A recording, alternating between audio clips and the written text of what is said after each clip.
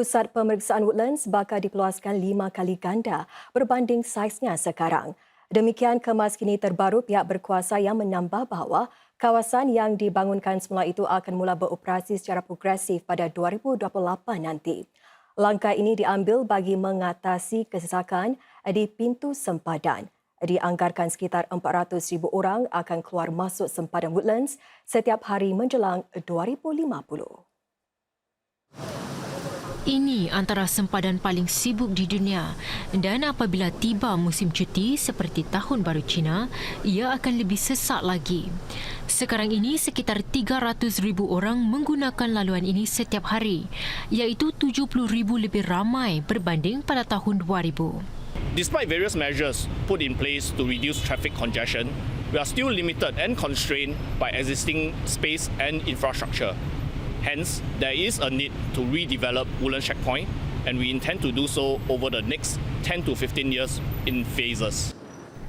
Kerja-kerja pembinaan akan dimulakan tahun depan bermula dengan tapak tanah kosong yang pernah menempatkan pusat bandar Woodlands dahulu.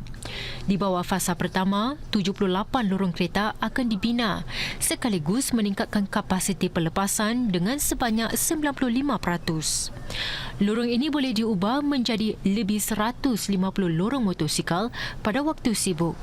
21 lorong kargo pula akan meningkatkan kapasiti dengan sebanyak 30%.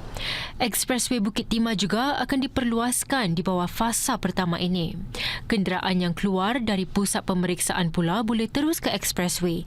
Ini akan mengurangkan kesesakan di jalan raya, terutamanya pada waktu sibuk. We also put in place plans to ensure that operations at the checkpoint are not affected during construction. ICA will continue to facilitate cross-border travel while securing our borders. Fasa-fasa seterusnya pembangunan ini termasuklah pembinaan lebih banyak kemudahan pelepasan. Lebih banyak butiran akan dikeluarkan setelah kajian lanjut dijalankan. Penguasa Kewangan Singapura MAS mengekalkan dasar keuangannya buat 3 kali berturut-turut selaras dengan jangkaan pasaran. Ia turut menurunkan ramalan bagi kadar inflasi keseluruhan buat tahun ini kepada antara 2,5 hingga 3,5%. Ini berbanding ramalan 3 hingga 4% sebelum ini. MAS bagaimanapun mengekalkan kadar inflasi teras pada purata 2,5 hingga 3,5% buat 2024. Inflasi teras tidak termasuk kos penginapan dan pengangkutan privat. Melainkan berlakunya sebarang kejutan besar global, MAS menjangkakan ekonomi Singapura akan bertambah kukuh tahun ini dengan ekonomi tumbuh di pelbagai sektor. I think what we can gather from today's MAS decision is that the MAS views that inflation may fall further, more sharply, more significantly as we head towards the last quarter of 2024 and into 2025. So I think if there's no upside surprises that cause inflation to rebound once again, if things go as planned, and inflation becomes a secondary concern by then, perhaps the MAS may consider easing a little of its appreciation stance by the end of the year.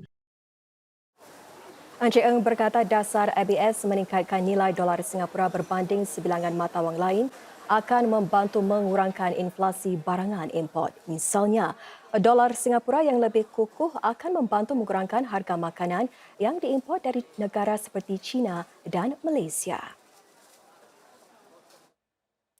Buat pertama kalinya sejak 2021, Wakil Pemerintah Tentera Myanmar menyertai para Menteri Luar ASEAN yang sedang berhimpun di Laos bagi pertemuan utama pertama mereka untuk tahun ini.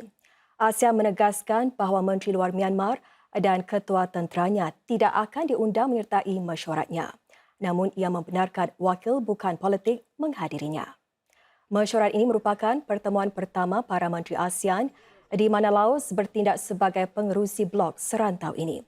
Dalam satu kenyataan bersama kemudian, para Menteri Luar ASEAN mendesak supaya ditamatkan krisis Myanmar dan menyokong pelan damai ASEAN serta huraian yang diterajui pihak Myanmar sendiri.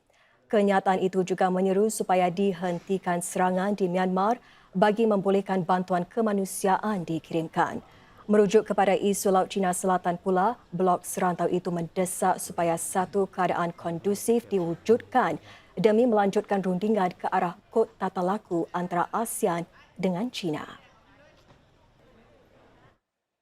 Dalam pada itu, Singapura menyokong keputusan tentera Myanmar menghantarkan wakil bukan politik menghadiri retreat Menteri Luar ASEAN. Menteri Ehwal Luar Dr. Vivian Balakrishnan menyifatkan pertemuan dengan wakil Myanmar itu sebagai mesra dan membina. I think that's the correct attitude to take, right? We don't approve of what's happening. We think, in fact, 3 years later, the situation in Myanmar, the security situation, the safety of people, the economy, actually is worse than it was 3 years ago. Nevertheless, the key point remains, they need national reconciliation, they need to speak to each other, and ASEAN stands ready as a neighbor, as a fraternal association, to be helpful and constructive, not to make things worse. Dr. Balakrishnan berkata para Menteri Blok Serantau itu turut membincangkan cabaran-cabaran dalam spektrum geopolitik yang lebih luas. We also had, I would say, delicate but sincere and candid discussions on what's happening in Gaza. Although there are some differences in perspectives within ASEAN countries, but actually there are a few key points which we all agreed on. Number one, we do need to call out terrorism, and particularly when innocent civilians are affected. Doesn't matter from which side, where it occurs, or whatever pretext or excuse is used. If acts of terror are conducted, or if innocent civilians are hurt, we need to express concern. Satu tinjauan terkini mendapati lebih 80% rakyat Singapura berusia antara 21 hingga 34 tahun bersetuju adalah suatu perkara biasa dan lebih diterima sekiranya seseorang itu memilih untuk kekal membujang. Tinjauan Institut Pengajian Dasar IPS juga mendapati antara sebab-sebab utama rakyat Singapura tidak berkahwin adalah mereka tidak bertemu dengan pasangan yang sesuai dan mereka ingin kekal membujang. Malah sehingga 70% responden pula setuju tiada keperluan untuk berkahwin dan melahirkan anak. Semua ini mencerminkan perubahan sikap terhadap perkahwinan dan keibubapaan. Bagaimanapun, tinjauan itu turut mendapati sebahagian besar responden sebenarnya berhasrat mempunyai keluarga sendiri.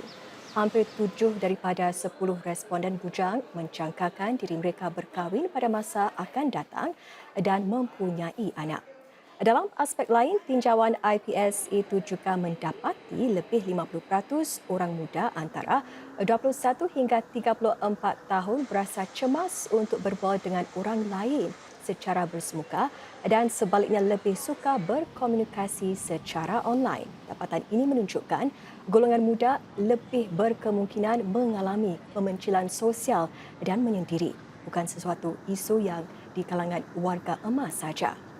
Dan dalam soal pekerjaan pula, hampir 60% golongan muda dalam lingkungan usia tersebut melihat perlu membuat berbilang pertukaran kerjaya sepanjang hayat mereka. Keinginan tersebut pula berkurangan bagi golongan usia 35 tahun ke atas. Menurut IPS, dapatan-dapatan tinjauan ini menunjukkan betapa para penggubal dasar perlu menghuraikan pelbagai keprihatinan golongan belia ini dan melengkapkan mereka dengan lebih baik lagi untuk masa depan. Saudara, kini ada lebih banyak peluang untuk karyawan pertengahan kerjaya menimba kemahiran dalam bidang berkaitan kecerdasan buatan atau AI. Ini apabila syarikat gergasi teknologi Google meningkatkan jumlah beasiswa sijil kerjayanya dengan menawarkan lagi 3,000 tempat. Ini tambahan kepada 10,000 tempat yang disediakan bagi kursus dalam bidang keselamatan siber, analitik data dan sokongan IT. Dalam usaha menggalak bakat baru menyertai industri tersebut, lebih 1,000 pelajar sepenuh masa Politeknik Nanyang boleh mengakses latihan lanjutan menerusi Google Cloud. Mendedahkan demikian, semasa sidang teknologi ini, Google menyatakan pertubuhan-pertubuhan yang memanfaatkan alat sedemikian ternyata menjadi lebih cekap. Menteri Perhubungan dan Penerangan, Josephine Teo akur kerjasama dengan Google itu akan membantu memajukan lagi penggunaan AI di Singapura.